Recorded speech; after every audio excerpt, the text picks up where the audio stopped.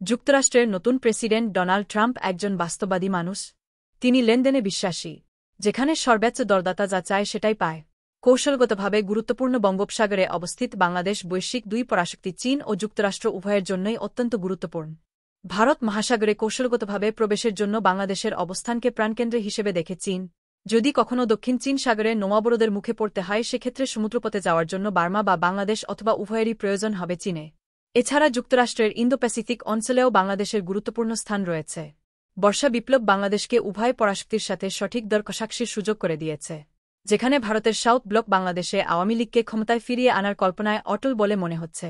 এদিকে চীন ঢাকায় নতুন শাসন ব্যবস্থার প্রতি সহানুভূতিশীল মনোভাব দেখাচ্ছে। এই অবস্থার পরিপ্রেক্ষিতে ভারতকে অবশ্যই বাংলাদেশে নতুন বন্ধু তৈরি করতে হবে। সাধারণ বাংলাদেশিদের পাকিস্তানের ছায়ামূর্তি হিসাবে চিত্রিত করা ভারতের অভ্যন্তরীণ রাজনীতির জন্য ভালো হতে পারে এবং পশ্চিমবঙ্গে কিছু ভোট জিততে সাহায্য করতে পারে, তবে দীর্ঘমেয়াদে এই কৌশল ক্ষতিকারক হিসেবে প্রতিবাদ হবে।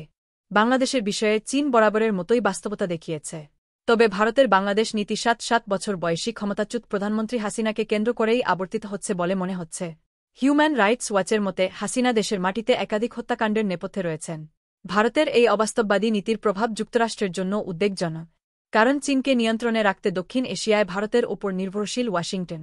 সূত্র দ্য প্রিন্ট গ্রন্থনা মহসিন আলী আঙ্গুর, সম্পাদক ও প্রকাশক মুজিবনগর খবর.com, মেহেরপুর।